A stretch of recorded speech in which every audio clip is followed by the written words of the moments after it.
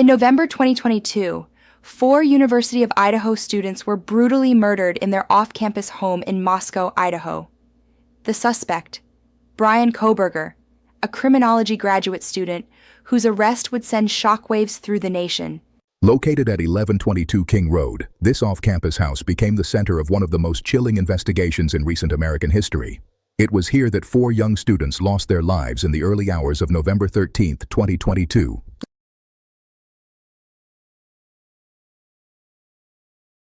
The 3-story home had 6 bedrooms and multiple entry points. The victims were spread across the 2nd and 3rd floors, while 2 surviving roommates slept on the ground floor. This layout would later become crucial in understanding the sequence of events. Investigators documented visible stains on the property, believed to be linked to the crime. Furniture and personal belongings remained inside for weeks, frozen in time as forensic teams worked to piece together the events of that night. Dressed in an orange jumpsuit, Bryan Kohberger appeared in court for the first time in January 2023.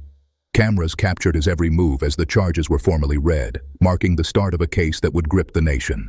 Seated beside his defense attorneys, Kohberger listened intently as prosecutors announced their intent to seek the death penalty. His legal team began laying the groundwork for a defense that would challenge every piece of the state's evidence. In December 2023, the University of Idaho ordered the demolition of the King Road house, where the murders took place. Officials stated it was to help the community heal, but critics argued it erased a key piece of evidence and a part of the victim's memory.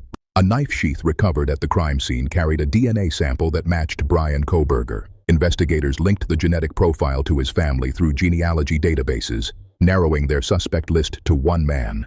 On December 30, 2022, a SWAT team arrested Bryan Kohberger at his parents' home in Albrightsville, Pennsylvania. The arrest came after weeks of surveillance, tracking his movements across state lines. The case drew national attention, with the victims' families demanding justice and the public closely following every hearing. As the legal process unfolds, questions remain about motive, planning, and the true scope of the evidence.